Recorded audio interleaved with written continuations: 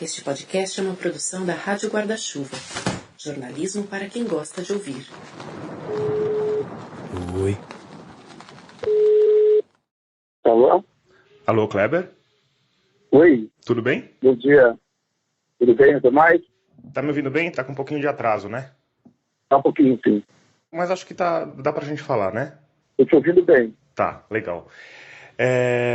Eu queria começar, Kleber, pedindo pra você se apresentar pra quem não te conhece. Você é uma pessoa bastante famosa, né?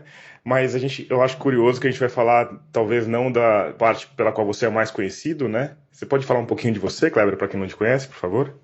Bom, meu nome é Kleber Lucas, eu sou pastor de uma igreja batista aqui no Rio de Janeiro, na Barra da Tijuca.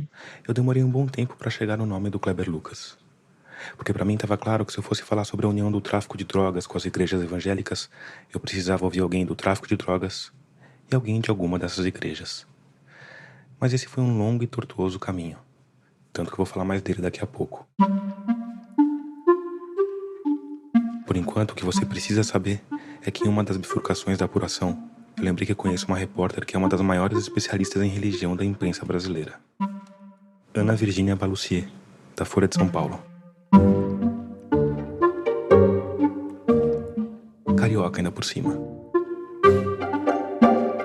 Eu mandei uma mensagem, ela me respondeu no ato, e o que é melhor, por áudio. Cara, então, eu não sei se eu vou conseguir alguém com propriedade que fale com conhecimento de causa e tal, enfim. Porque tava com a filhota no colo. Opa! Ah, tá bom, já vou. Aí ela começou a me mandar nomes. Vários nomes.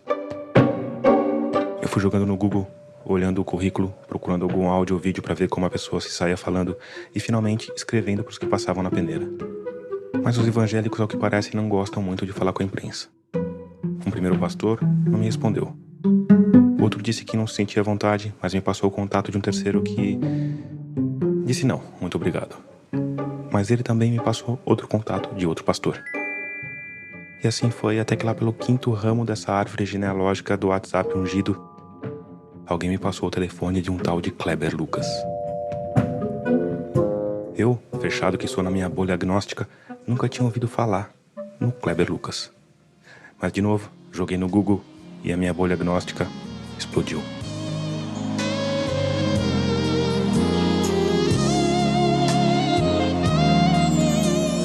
Meu Jesus maravilhoso, és minha inspiração a prosseguir.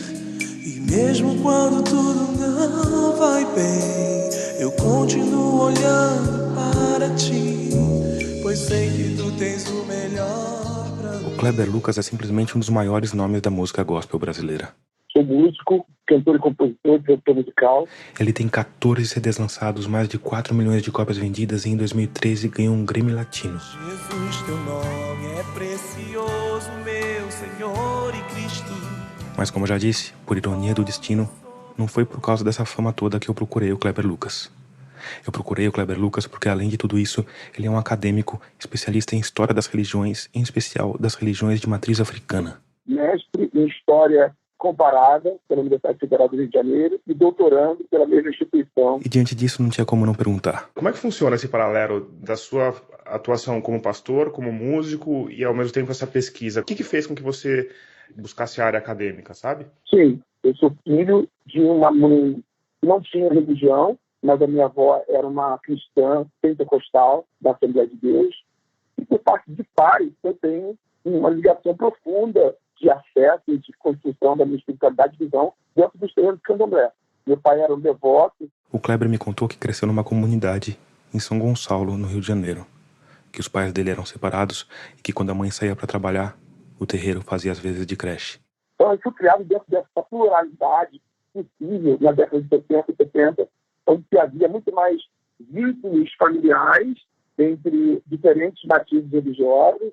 Mas quando eu vivo a minha experiência religiosa dentro do cristianismo, eu nunca me distanciei dessas relações de afetividade, de gratidão. Ele fez um bom resumo de como era a relação dele e do entorno dele com a religião. Quando você está com fome na favela e a comida chega, você não faz pergunta se ela vem da igreja evangélica ou do terreiro de Candomblé. Então, eu tenho essa vivência dentro do espaço e nunca me distanciei muito disso. Mas não foi só por ter crescido nessa intersecção religiosa que o Kleber Lucas resolveu estudar a história e a dinâmica das religiões. Essa bifurcação biográfica começou com um convite que ele recebeu em 2017. Eu fui convidado pelo Babalorixá Ivanildo Santos, que é um amigo com quem entrávamos numa relação respeitosa, de diálogo. O convite era para que ele participasse da entrega de uma doação feita por uma igreja cristã de Ipanema a um terreiro de Umbanda que tinha sido vítima de intolerância religiosa. Em Caxias, aqui no município do Rio de Janeiro. Quando eu participo dessa entrega, dessa doação de quase R$2.000, uma parte da comunidade evangélica, uma boa parte, caiu matando. Muitas mensagens de ódio, de hostilidade, de intolerância religiosa, porque eu, sendo um pastor e um cantor da música gospel, vou me ligar, foi a palavra usada por ele, por bacumbeiros, candomblecistas, endemoniados. Então, eu deixei de ser um cantor conhecido e famoso, viajado do Brasil todo, e passei a ser um crente endemoniado, um pastor que deveria morrer, amigo de macumbeiro. Isso implicou em cancelamento de agenda, movimento de WhatsApp de grupos de religiosos, dizendo não convidem o Kleber Lucas para estar nas programações porque ele foi no terreiro, ele está dando dinheiro para macumbeiro, essas expressões assim. Segundo o Kleber, além desse linchamento virtual, que obviamente atingiu em cheio canais de divulgação como o YouTube, o Facebook e o Instagram, boa parte das lideranças evangélicas também viraram as costas para ele. E quando eles ficaram de costas para mim, quem ficou de frente para mim foram lideranças de segmentos sociais, ligadas à religião matriz africana, decidiram fazer um ato desagradável, que aconteceu no Salão Nobre do Instituto de História, da Universidade Federal do Rio de Janeiro. E aí, depois desse ato, um professor da UFRJ chamado André Leonardo Chevitarese puxou o Kleber Lucas de lado. E ele fez uma provocação falando por que você não se prepara para fazer a prova no ano que vem, se você ingressar no programa de pós-graduação em História Comparada. O Kleber achou que ano que vem era meio cedo, mas passou 18 meses estudando, fez a prova em 2018 e em 2019 iniciou o mestrado no Instituto de História. A partir daí, ele passou a investigar mistérios tipo: de onde nasce esse ódio, de onde vem tanta intolerância, de onde emerge tanta força assim, do movimento hostil no Brasil.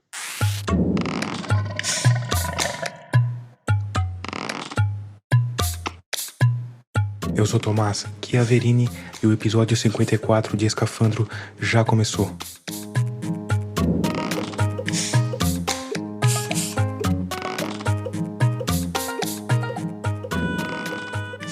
Ele é a segunda e última parte desse mergulho em que a gente está falando da união entre a fé religiosa e o tráfico de drogas. Antes de adiante, como de costume, eu preciso te lembrar que a Rádio Escafandro é mantida única e exclusivamente por uma parte dos ouvintes que colaboram financeiramente com o projeto. É só por conta deles, por exemplo, que nesses 2 episódios o podcast contou com colaboradores na apuração das histórias.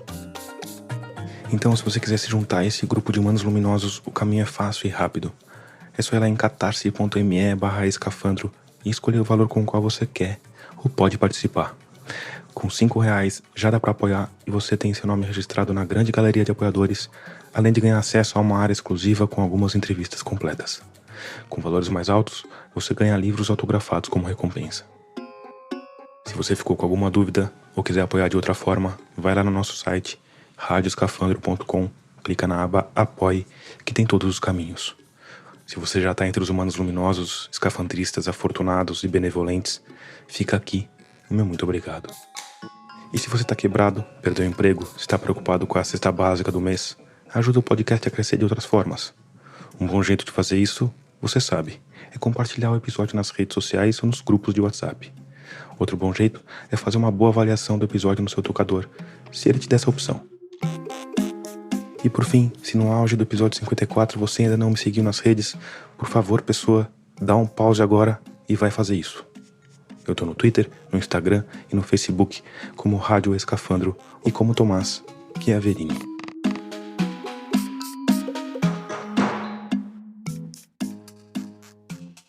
A resposta para aquela pergunta sobre as origens da intolerância religiosa, como costuma acontecer nas respostas que você encontra por aqui, é complexa, multifacetada e subjetiva. Mas uma coisa é certa. Você não pode pensar em intolerância religiosa sem considerar um histórico de seres humanos escravizados no Brasil, de identidades furtadas, de histórias marcadas por um histórico de escravidão.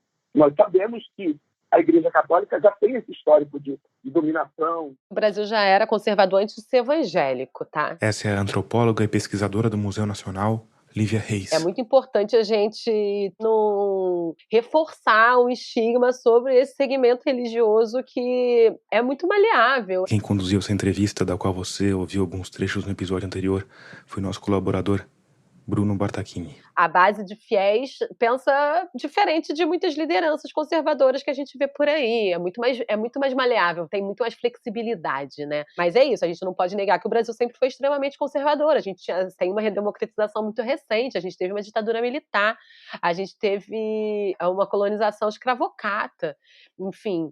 E isso significa a negação de direitos a determinados corpos, a determinadas pessoas. Então, os missionários chegam do sul dos Estados Unidos. Essa é a jornalista e pesquisadora do Instituto de Estudos da Religião, Magali Cunha. Você também deve se lembrar dela do último episódio. Que é uma característica também muito específica, conservadora, fundamentalista, anti-ecumênica, enfim, é uma característica bem conservadora do sul, escravagista, né, dos Estados Unidos. Aqui vale dizer que nessa época, nos Estados Unidos, o pentecostalismo já estava bem disseminado também entre os negros. Mas não foram eles que chegaram por aqui. É um pentecostalismo branco. Eles também estão vindo de um histórico de racialidade do sul dos Estados Unidos. Cristãos que tinham escravos, que dominavam os seres humanos, que reivindicavam seus escravos, e eles perdem a guerra civil dos Estados Unidos, e eles querem reproduzir um modelo no Brasil. Eles estão vindo para o Brasil para reproduzir um modelo. Chegam no Brasil totalmente destruídos financeiramente, querendo reconquistar suas fortunas, e suas ideias são ideias de racialidade. E a referência que ele tem é de mão de obra escrava. Por isso que ele vem para o Brasil, o Império, que tinha escravos, e eles escrevem cartas e documentos dizendo: nós, aqui no Brasil, não precisamos nos envolver com política, porque temos escravos igual éramos antes aí nos Estados Unidos. Então, a intolerância ela está diretamente ligada à ideia de racialidade. É uma religião pautada pela negação do outro. Magali Cunha. É a negação dos santos populares das igrejas católicas. Lívia Reis. É a demonização das entidades de matriz africana para falar, não, tudo isso aqui é demoníaco e o demônio precisa ser expulso da sua vida para que a sua vida prospere. Então é encontrando esse nicho, dialogando dessa forma que as igrejas neopentecostais começam a crescer. Mas de formas mais ou menos diretas, essa demonização sempre aconteceu. O que as igrejas neopentecostais fizeram foi dar nome à coisa, né? Não é que é pecado, é demônio. A gente precisa expulsar esse demônio daqui. E não é à toa que hoje a gente vê esses crescentes casos de violência e intolerância religiosa contra terreiros, né? E aí, em cima de tudo isso, tem aquela lógica neoliberal, transbordante de individualismos e meritocracias. É aquela coisa assim, a gente precisa disputar isso aqui. Como é que a gente disputa, né? A gente precisa encontrar alguém para demonizar. E começou a fazer muito sentido, né? Porque se você chega para essas pessoas e fala assim, não, esse espírito que tá aí, ele não é uma entidade que vai te ajudar, é o demônio que tá te enganando para poder prejudicar a sua vida. Você vai ali no que aquela pessoa acredita e vai falar assim, não é isso, eu vou te ajudar a melhorar a sua vida a partir do momento que você entender que essas entidades, elas não são sagradas, elas são demoníacas. E tudo isso vai formando, né, esse imaginário da população brasileira de que o mal está relacionado às religiões de matriz africana. Isso tem a ver não só com a atribuição religiosa, mas com uma atribuição racista. A gente tem um racismo que vem em primeiro lugar, é uma coisa de negros, portanto, sendo de negros é uma coisa do mal, então a gente tem uma dimensão atrelada ao racismo, e é um racismo que encontra guarida na religião.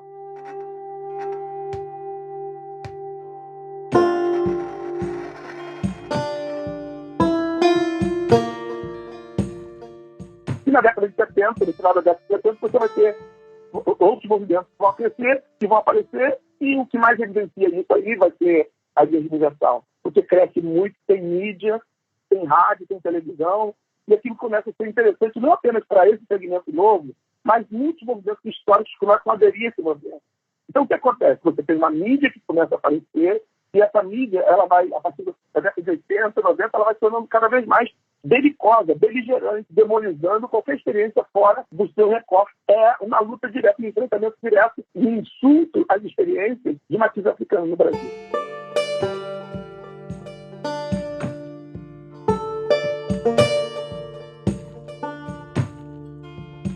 E Kleber, eu acho que uma das coisas mais surpreendentes e estranhas que tem nesse movimento todo é a relação da religião com o tráfico de drogas, né? Por que isso está acontecendo? Por que a gente está vendo cada vez mais traficantes se tornando evangélicos? Esses traficantes, eles não são da igreja. Eles foram criados dentro da igreja, eles aprenderam a cantar as músicas dentro da igreja, eles aprenderam também a questão da guerra espiritual, que é Jesus é o bem, qualquer outra coisa é o demônio. Eles têm o temor a Jesus, e muitos deles acham que, ofendendo ou aviltando a experiência de matriz africana, os terreiros, eles estão do lado de Jesus, eles estão agradando a Deus. E não que haja uma aprovação verbal das igrejas, mas o silêncio, eles sinalizam um tipo de consentimento. Então, existe uma coisa que está sendo agredida, um crime que está sendo cometido, e existe o silêncio da maioria das lideranças evangélicas: isso não é comigo, eu não vou me envolver com isso. Como eu falei lá atrás, eu fui procurar o Kleber Lucas justamente porque eu queria escutar alguém que fizesse parte do segmento evangélico. Porque eu achei necessário saber como quem está mergulhado nessa fé explica o que está acontecendo. Explica a ligação com o tráfico, a intolerância com o diferente, o racismo. E um dos cuidados que eu tomei em todo esse processo foi tentar não generalizar. Trazer contextos que deixem claro o histórico, o componente estrutural dessa intolerância e desse racismo. Mas para mim tem um outro ponto que também é bem delicado. Um ponto que foi trazido algumas vezes pela Lívia e pela Magali, principalmente no episódio anterior. Essa ideia de as igrejas pentecostais e neopentecostais terem sido moldadas para atender aos anseios do neoliberalismo. Como é possível juntar a fé cega nos ensinamentos de Cristo, com toda aquela história de amar o próximo, dividir o pão e tudo mais, ao egoísmo individualista da lógica mercadológica? Kleber Lucas, por favor.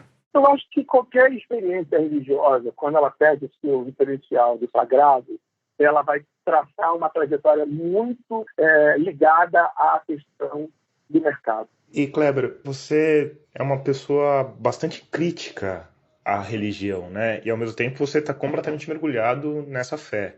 Como é que é viver nessa dualidade, nessa, sabe, né? Sim, é simples. Eu vivo uma experiência legítima dentro do cristianismo. No entanto, eu não reivindico essa experiência minha como absoluta. Eu consigo dialogar com outros espaços, com outras lideranças que vivem igualmente suas experiências religiosas. Eu não acredito de hipótese alguma que a experiência religiosa só pode ser legítima dentro do cristianismo. Então eu consigo conviver bem com isso, eu consigo identificar, inclusive, esse cristianismo que é supremacista, que é branco, que é racista, que tem uma teologia de exclusividade de experiência, que tem uma teologia ou uma visão do sagrado que é profundamente ligada às ideias de embranquecimento no Brasil. E eu consigo fazer denúncia dentro desse espaço. Porque se eu deixasse de viver minha experiência do sagrado dentro do cristianismo, eu teria perdido a oportunidade de estar tendo uma diferença.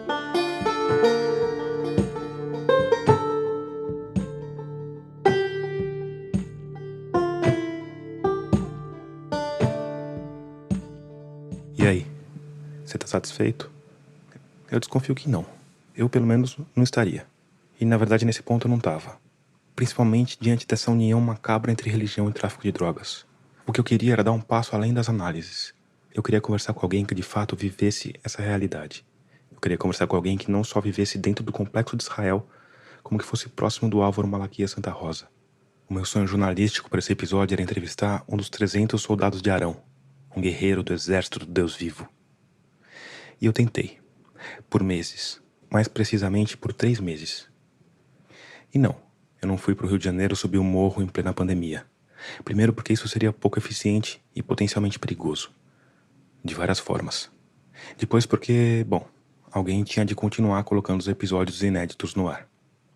Então o que eu fiz foi entrar em contato com alguns dos melhores repórteres de polícia e segurança pública do Brasil para convidar eles a colaborarem com esses 2 episódios.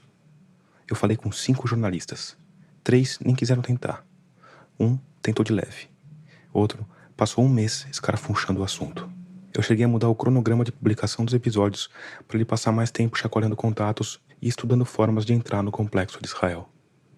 No dia 14 de julho, ele me deu um retorno final. Não tinha nada. Aspas pro final da mensagem. Para mim seria muito bom entrar lá porque nunca conseguiram fazer uma reportagem do lado de dentro, muito menos falando com o Peixão ou alguém do grupo dele. É a primeira vez que eu não consigo entrar num lugar no Rio de Janeiro. Fecha aspas. Quer dizer, eu escolhi contar a história do único lugar que é impossível de entrar no Rio de Janeiro. O Complexo de Israel é hoje impenetrável. O Álvaro Malaquias Santa Rosa é sanguinário demais, instável demais. Os moradores vivem aterrorizados e provavelmente os soldados dele também. Mas eu sabia que essa impossibilidade era uma possibilidade. Então, enquanto meus colegas cariocas chacoalhavam a árvore de contato deles, eu chacoalhava a minha. E aí, depois de algum tempo, eu cheguei no nome que pareceu promissor. Não era alguém de dentro do Complexo de Israel, não era um traficante evangélico, mas era alguém que entendia bastante de fé e de tráfico. Por quê? Porque ele já viveu mergulhado nesses dois mundos. Sou o pastor Demétrio Martins, sou pastor da Assembleia de Deus dentro do Complexo do Alemão. Pela misericórdia de Deus, eu estou com 52 anos de idade, né? A nossa interação começou de um jeito estranho. Eu mandei uma mensagem pelo WhatsApp me apresentando o programa, o episódio, perguntando se ele toparia me dar uma entrevista. Ele respondeu logo. Boa tarde, Thomas, tudo bom? Pastor Demétrio falando. Seria para quando? Estou vendo aqui o teu telefone de São Paulo. Me passa para a gente poder sentar e conversar sobre o assunto e sobre data, possível data. Tá bom? Dá pra gente fazer assim. Eu expliquei que a entrevista seria gravada à distância, falei sobre o prazo e ele mandou outro áudio na sequência. Deixa eu te fazer uma pergunta. Como é que vocês trabalham quando vocês fazem esse trabalho? Como é que funciona isso? Em questão também se tem algum benefício financeiramente falando. Depois tu me passa pra mim. Eu respondi que não costumava pagar por entrevistas e que o benefício de aparecer num episódio de Escafandro, se houvesse algum, não era financeiro. Thomas, boa tarde. Eu vou ter que parar um pouco de gravar aqui agora porque eu vou fazer uma fisioterapia aqui, certo? Eu fiz essa pergunta porque eu peço uma ajuda, não estipulando o valor e não que seja uma questão obrigatória, porque eu utilizo uma cadeira de roda motorizada e a manutenção dela é muito cara. Então, qualquer valor... O meu primeiro impulso foi fincar pé. Pagar entrevistados é uma prática condenada por 10 entre 10 manuais de boas práticas jornalísticas. Mas aí, eu fiquei encarando a tela verde do WhatsApp e fui percebendo que essa troca de mensagens que você ouviu, que essa ideia de cobrar pela própria história, estava escancarando muito do que a gente vem falando desde o episódio passado. Afinal, as igrejas pentecostais não são as igrejas do neoliberalismo, que prometem a felicidade nessa vida, que pregam a meritocracia e que não escondem a própria fortuna e o próprio desejo pelo lucro. Você acha que R$150 ajudariam o seu lado? Eu escrevi. Sim, com certeza, ajudaria sim, se puder fazer, tá bom? Eu vou ter que desligar aqui agora, que o pessoal chegou aqui. A partir das 4h30 eu falo contigo melhor, pra gente combinar direitinho, tá bom? E assim foi. Alguns dias depois, na hora marcada, o pastor da Assembleia de Deus, Demétrio Martins, estava lá, à disposição para contar a incrível história dele. Eu sou nascido e criado no Complexo do Alemão, ainda continuo morando dentro do Complexo do Alemão. O cenário é um dos mais arquetípicos do Rio de Janeiro. Uma gigantesca colmeia humana, um fractal de vielas e casas toscas de alvenaria conhecido como Complexo do Alemão.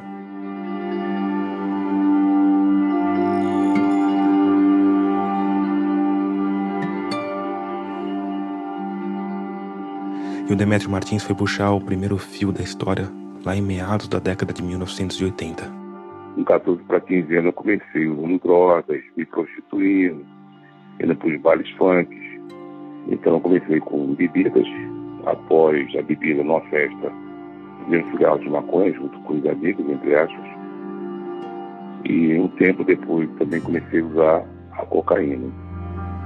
Demétrio me contou que ainda muito novo ele virou líder de um grupo chamado Comando. Um grupo muito grande, porque o Complexo do Alemão é muito grande. Se você pensou em tráfico de drogas, Comando Vermelho e coisas do tipo, você errou.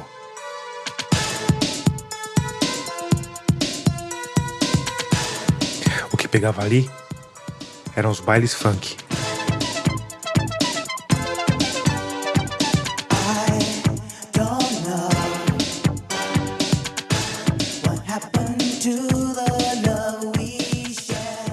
Dentro dos bailes funks, havia sempre uma disputa, uma espécie de um campeonato da maior galera, a galera que gritasse mais alto. E tinha um momento dentro do baile funk que era chamado a Hora da Verdade. Era quando os seguranças dos bailes funk se afastavam. E os vários grupos das várias favelas do complexo, basicamente, saíam na porrada.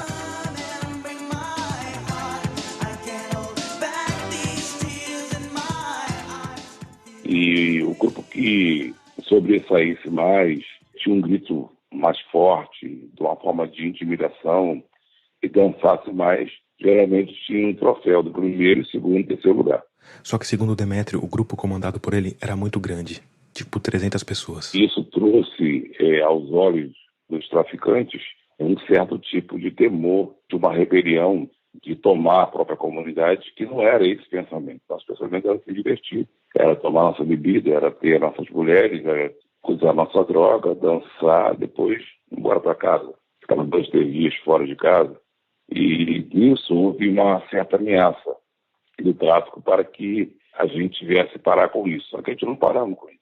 Aí, no domingo à tarde, eu estava embaixo, num lugar chamado Areal, que é o centro, ali é o centro de todo o complexo alemão. E tinha um amigo, esse amigo ele tinha 17 anos na época, e ele disse para mim que ele ia tomar um banho, ele ia subir o morro, ele ia tomar um banho, ele ia trocar de roupa para quando fosse 7 horas, toda a galera ia se reunir, e a gente nesse dia a gente ia para um baile da quadra do Paranhos, que fica na rua Paranhos.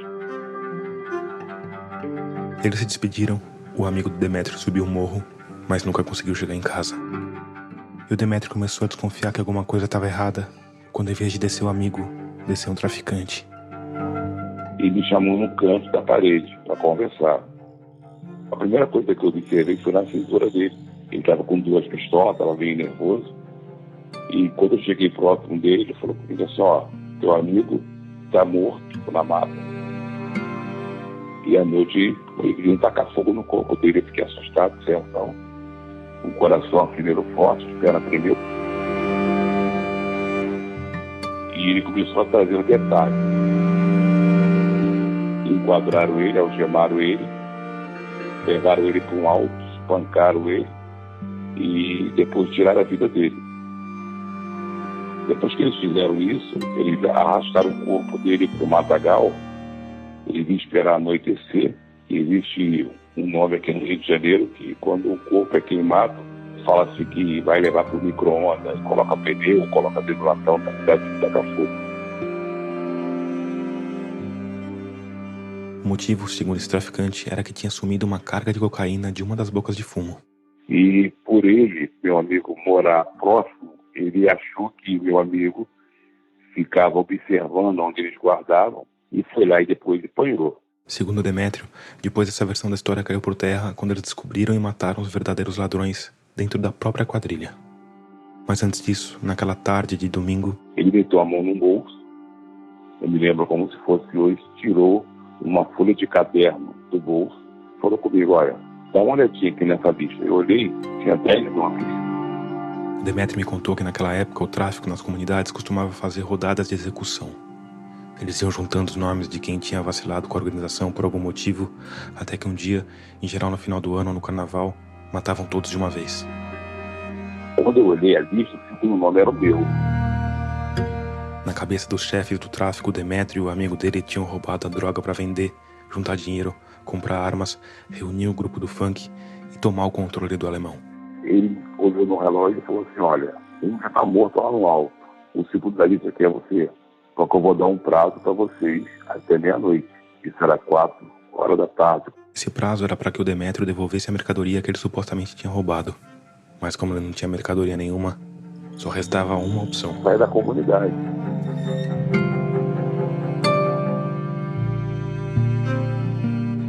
Só que agora entra a área espiritual, né?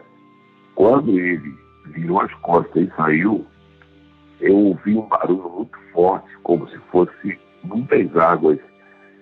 Uma sensação quando você vai para uma cachoeira e as águas correntes estão passando.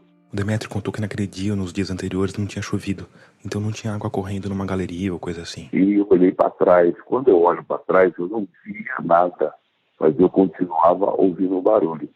E nesse momento eu ouvi uma voz e disse para mim: sai deste lugar agora.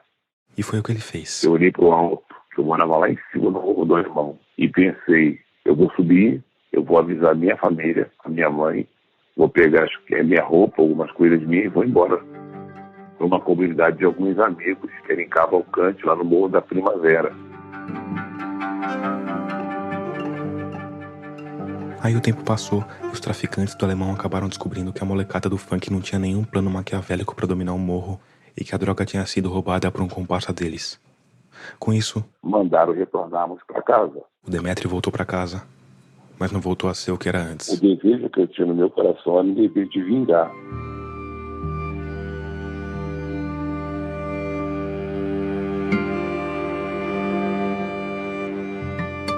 Estava esperando uma oportunidade. E nessa oportunidade surgiu um homem que hoje ele é morto. Um homem chamado Orlando da Conceição, mais conhecido como Orlando Jogador. Ele foi o maior líder do Comando Vermelho no Rio de Janeiro. Ele foi nascido e criado no Morro do Alemão e houve uma época que ele estava preso. Nessa época, começo da década de 1990, o Orlando Jogador perdeu o domínio do Alemão. Tanto que quando ele saiu da cadeia, não voltou direto pro morro. Ele vai para um morro próximo chamado Engenho da Rainha. Então ali ele começa a se erguer novamente. Então o que eu faço? Eu saio do Alemão e vou para o morro do Engenho da Rainha. Eu fui formar com ele, então fui trabalhar com ele no tráfico. E no morro do Engenho da Rainha eu cheguei a ser soldado do tráfico. Depois eu cheguei a ser segurança pessoal dele. Depois eu cheguei a ser gerente de 4 bocas de fumo. Mas o objetivo do Demétrio Martins não era só ascender no tráfico de drogas. E o objetivo do Orlando Jogador não era só dominar o morro do Engenho da Rainha. O objetivo deles dois era obter vingança contra os traficantes do Complexo do Alemão. E ele prepara para entrar no Complexo do Alemão, tomar tudo e fazer do Complexo do Alemão o quartel-general do Comando Vermelho. Na segunda para terça entramos na comunidade. Infelizmente houve algumas coisas que eu não gosto nem de entrar nesse mérito, mas houve troca de tiro, infelizmente houve baixa. Hoje eu falo infelizmente porque hoje eu sou pró-vida, né? Mas doutor, eu queria vingança, eu queria morte. E Demétrio, essa vingança que você queria, você conseguiu? Sim, consegui, porque as pessoas que fizeram aquilo com o meu amigo estavam nesse meio, tombaram, outros fugiram. Então conseguimos se vingar, conseguimos tomar a comunidade e aí diretamente, então, assumir mesmo que era traficante e coisa trabalhar no tráfico. Quando Orlando Jogador retomou o controle do Complexo do Alemão, o Demétrio se tornou o número 2 do Comando Vermelho e passou a gerenciar 25 bocas de fumo. Quantas pessoas trabalhavam nesse esquema? Naquela época era assim, em cada boca de fumo havia 2 vapores. O vapor é aquele que vende a droga. Então ficava em cada boca de fumo 2, com 3 seguranças pessoal e os soldados que ficavam circulando a comunidade, fazendo aquela ronda. E nas entradas da comunidade tinha os olheiros, que era o chamado fogueteiro, com radinho. Isso daí deve dar o quê? Umas 200 pessoas na organização inteira? Não, tinha mais. Dava quase 400, porque o Complexo do Alemão é um complexo gigantesco. Então, de repente, o Demétrio se viu no segundo posto desse negócio milionário, mantido por um exército de 400 homens, dominando um território gigantesco. E sabe que idade ele tinha nessa época? 15 anos de idade. Já indo para 16. Então, com 15 para 16 anos, você era o número 2 do tráfico de drogas do Complexo de Alemão. Número 2, isso. Que responsabilidade, hein? Que loucura isso, né? Para uma criança, praticamente. É, uma loucura, mas assim, hoje eu me arrependo muito. Se eu pudesse voltar atrás, eu voltaria. Para mim, é muito impressionante pensar num adolescente, que eu imagino que você tenha amadurecido mais rápido do que uma criança que vai viver sem trabalhar, né? Sim, mas sim. Mesmo assim, ainda assim é um adolescente, né? Como é que era para você ter esse exército à sua disposição? Como é que você se sentia nessa época, sabe? Sim, muito poder.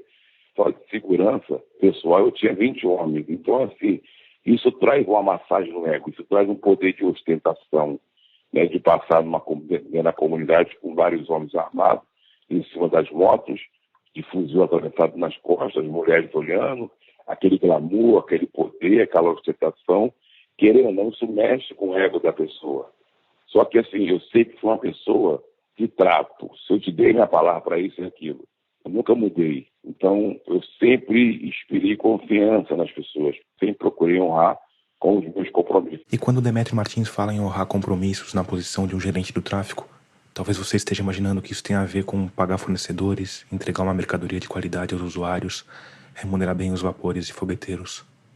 Mas isso é só uma parte do negócio, porque já na década de 80 e 90, em muitas regiões do Rio de Janeiro, o tráfico, na prática, era o Estado. Por exemplo, não deixava ninguém bagunçar a casa de ninguém, mexer com o filho de ninguém, mexer com a mulher do outro. Pela comunidade não se pode roubar nada de ninguém. Então, hoje, e no passado, morreu uma pessoa, não tem como enterrar, o tráfico vai lá e faz. Acabou um bujão de gás, o tráfico vai lá e faz. Não tem comida, o tráfico vai e faz. A pessoa quer ser um jogador de futebol, não tem como pagar uma escolinha de futebol, o tráfico vai lá e faz. Ou seja, um papel que, na verdade, quem tem que fazer é o governo, né? Então, assim, a gente conquistava a comunidade. Porque se o tráfico não conquistar a comunidade, ele não subsiste, ele vai cair. E o tráfico, o cara que é inteligente, ele sabe que para ele conquistar, para ele subir degrau, conquistar o respeito das pessoas, ele precisa tratar bem as pessoas. Então, assim, acaba-se, querendo ou não, ganhando uma admiração pela própria comunidade. E assim, os anos foram se passando, envolvendo cada vez mais. E um determinado dia, já foi uma sexta-feira, tinha uma reunião no alto do morro, do Alemão, e tem um largo muito grande ali em cima. Esse lugar se chamava Largo da Morte, porque ali morriam muitas pessoas, infelizmente. Hoje, o nome do local se chama Largo da Vida, porque a igreja um dia fez um trabalho lá, e a partir daquele trabalho que a igreja fez, nunca mais morreu ninguém ali. Então, estava vindo desse lugar, por volta de 2 e pouca, 3 da madrugada, e eu me lembro que estava caindo uma garoa fina, bem leve, todo mundo de preto, de cor na cabeça, armado, aquelas coisas todas. Quando acabou a reunião, alguns se dispersaram para vários lugares e eu desci para ir para a grota, dentro do complexo. Eu entrei numa viela, e quando eu entrei nessa viela, era uma viela reta, descendo uma escada, mais ou menos aqui, uns 20 ou 30 metros, mais ou menos, eu vi um homem sozinho. Ele estava de gravata com blusão, calça social, sapato e um objeto na mão que depois eu identifiquei que era uma Bíblia. Era um crente, era um homem de Deus. E como a viela era bem estreita, e como Demétrio estava acompanhado de um bando de homens armados até os dentes... Eu pensei comigo assim, primeiro o bonde desce e depois ele sobe. Mas aquele homem pensou diferente. Ele continuou subindo. Me lembro que ele estava cantando um hino da igreja. E aí ele parou na minha frente, tipo, não deixando eu passar. Aquilo, naturalmente, seria o quê? O que é isso? Uma blusa, uma afronta? E aí ele parou e falou assim, jovem, Deus, ele vai lhe arrancar dessa vida aí. E eu parei assim, fiquei olhando para ele. Ele falou comigo assim, essa arma que está nas suas mãos, ela só pode tirar a vida se Deus permitir. E como eu sou profeta de Deus, eu vou te falar mais uma coisa, sem medo de errar. O teu tempo nessa vida acabou. Tu vai pregar a palavra de Deus. Ele mostrou a Bíblia que estava na mão dele. Mas tem um detalhe, o homem disse. Você vai pregar a palavra de Deus numa cadeira de roda. Quando ele falou isso, ninguém entendeu, eu não entendi, mas as palavras ficaram guardadas. Inclusive os amigos, entre aspas, na época, falaram assim, qual é, patrão, como é que vai deixar um homem desse falar assim contigo? E aí eu olhei assim, ele pegou, acabou de entregar a mensagem e foi embora. Continuou subindo e foi embora.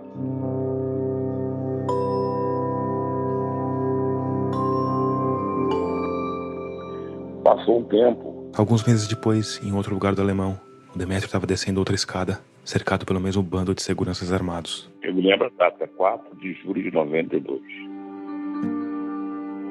Quando eu vou descer a escadaria, eu só deu tempo de ouvir assim, ó, perdeu. Nesse perdeu... Veio a primeira rajada, disparada por alguém no nível mais baixo. Quase que me pega de frente. O Demétrio e os homens dele se espalharam. Cada um cai para um canto. começou um tiroteio. E os tiros não vinham só de baixo, vinham de cima também. Então já tinha alguém em cima da laje. Como chegaram ali, isso aí até hoje ninguém sabe. Uma favela, uma comunidade cercada, uma favela totalmente, entre aspas, guardada, e alguém consegue penetrar ali. E aí, encurralado. Então tomei uma rajada. Uma rajada pelas costas. E tomei 4 tiros. Um tiro pegou no braço esquerdo, que perdi o movimento do braço e a arma caiu no chão. Tomei 2 tiros no tórax, que pegou nos 2 pulmões. E tomei um tiro que pegou na T5, que tirou o equilíbrio do meu corpo, aonde eu caí no chão. No tiroteio, foram se espalhando, resumindo. Aqueles homens que chegaram ali, que era da força legal, eles me arrastaram. Demétrio contou que os policiais arrastaram ele por um tempo, depois o jogaram de uma ribanceira. Ele rolou e caiu dentro de uma vala, mais morto do que vivo.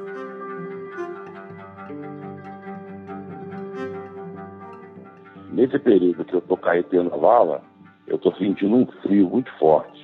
Tô tentando respirar, mas eu tô sentindo uma friagem fora do comum. Um frio que nunca senti da minha vida. Então já era morte mesmo. Aí é uma questão de crer ou não crer. Eu saí de dentro do corpo. E quando eu saí de dentro do corpo, eu vi meu corpo no chão. E aí os olhos abertos, muita lama, sangue.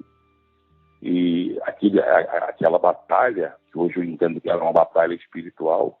E aí eu ouvi uma voz quando o próprio Deus falou comigo: eu tenho uma obra na sua vida. Foi a voz que eu ouvi. E quando eu vi, eu voltei para o corpo. E quando eu volto para o corpo, eu estou achando que dá para levantar, estou achando que dá para me movimentar, mas o braço não mexe, perna não mexe, cabeça não mexe. A única coisa que mexia eram os olhos. E eu consigo ouvir nitidamente o tiroteio na comunidade, a bala está comendo, era a polícia entrando. E aí eu consigo ver nitidamente um portão que abre. Eu só consegui ver os pés descalços e vi que a pessoa estava com uma roupa, era uma calça comprida, eu não consegui ver para cima. E detalhe, dentro de uma comunidade, se um tiroteio, ninguém sai para fora. Mas essa pessoa saiu, foi até onde eu estava caído. E ele meteu a mão por debaixo na minha cabeça e foi virando meu corpo assim, de dentro da vala, foi me tirando. E nisso, quando eu olho, o mesmo homem que pregou para mim no meio do caminho, naquele dia da escada.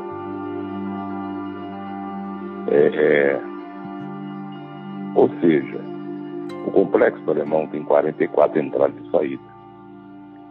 O Complexo do Alemão pega o bairro do Engenho da Rainha, Inhaúma, Bom Sucesso, Ramos, Olaria, Penha, Vicente de Carvalho. Eles poderiam ter me jogado em qualquer outro lugar, mas por que me jogaram ali? Essa é a pergunta. Na porta de uma pessoa que pregou dizendo que eu iria ser um pregador da palavra de Deus, mas numa cadeira de roda. E aí? Quando ele começou a pedir socorro, a pedir ajuda, o tiroteio não estava mais naquele lado ali, estava mais para o outro lado.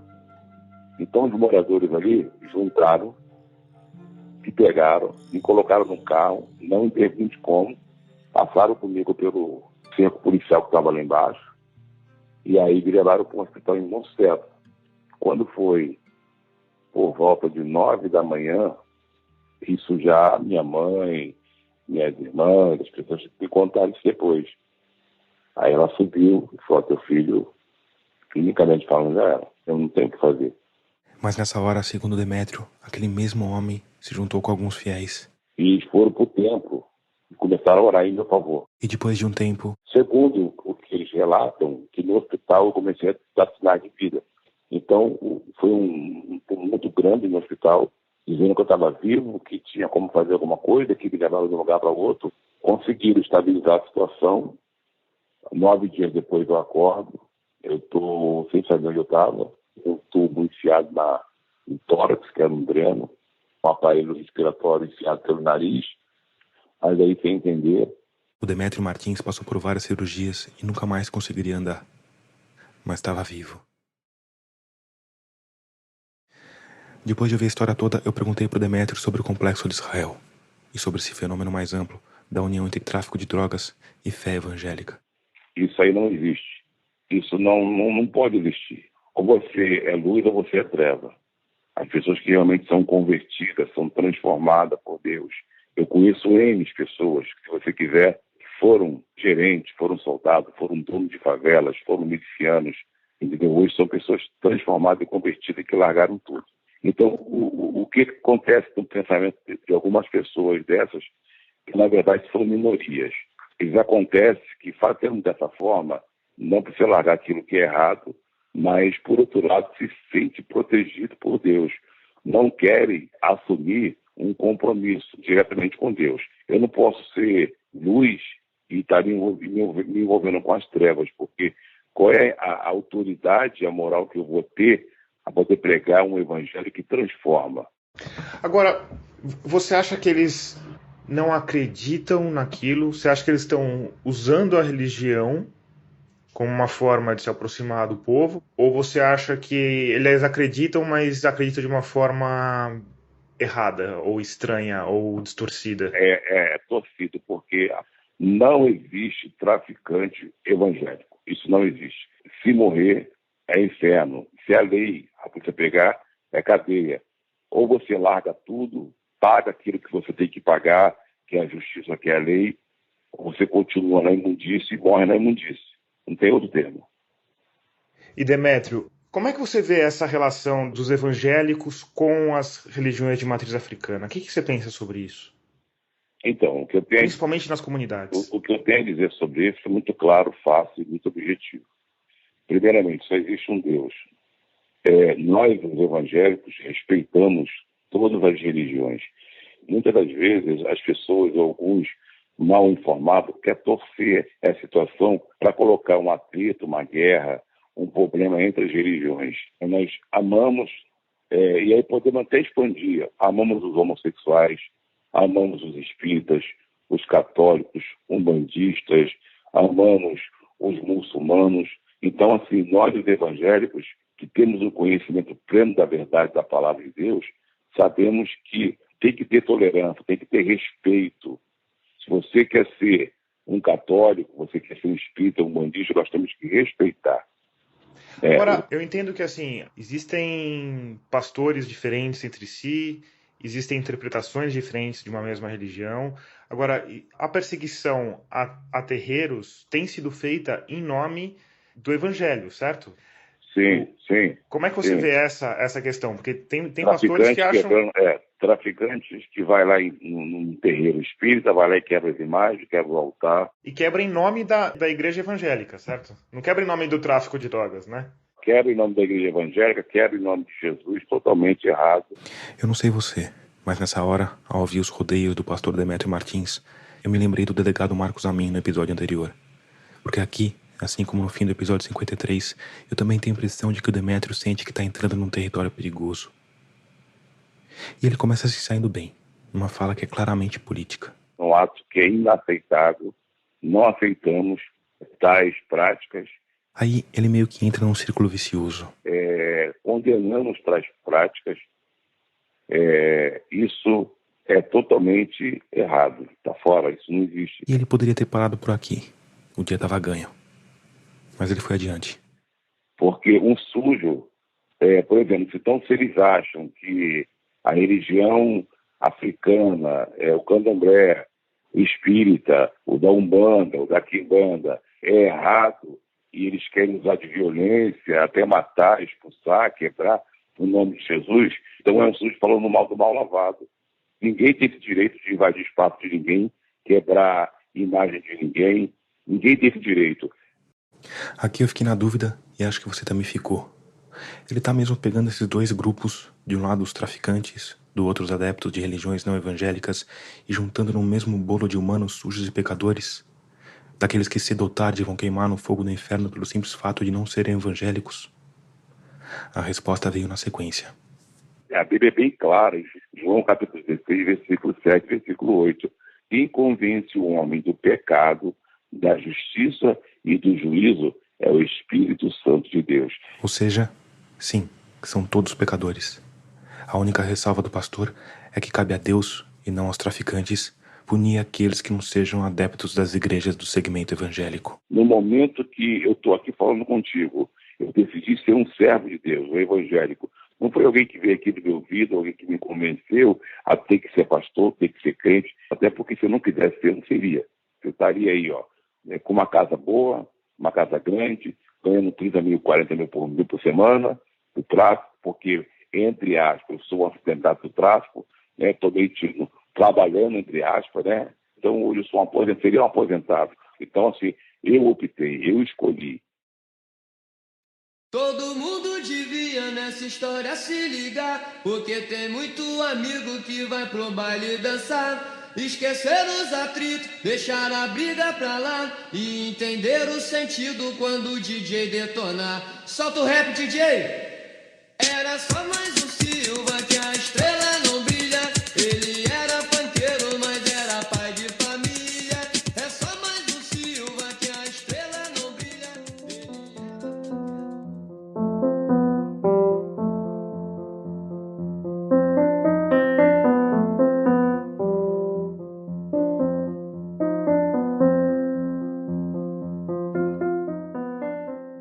Antes de terminar, eu quero te dar aquela diquinha básica de podcast.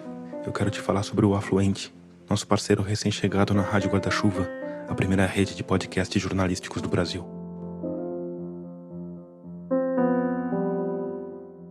Porque no episódio 13 do Afluente, o último a chegar nos tocadores, o Bruno Tadeu fala sobre a tese do marco temporal que está sendo analisada pelo Supremo.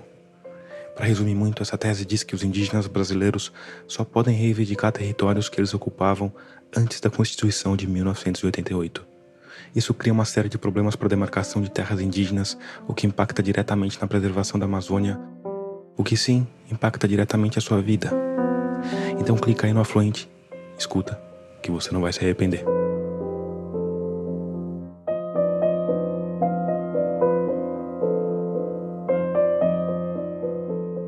Termina aqui o episódio 54 de Escafandro. A pauta e a produção em São Paulo foram feitas por mim e pelo Bruno Bartachini. A trilha sonora tema é do Paulo Gama. A mixagem de som do Vitor Coroa. As trilhas incidentais são da Blue Dots. Eu sou Tomás Chiaverini e concebi, roteirizei, editei e sonorizei esse episódio. Se você gostou dele, ajuda a espalhar a palavra de Escafandro. Compartilhe o episódio nas redes, manda aí no seu grupão infernal do WhatsApp. Obrigado por escutar e até o próximo mergulho.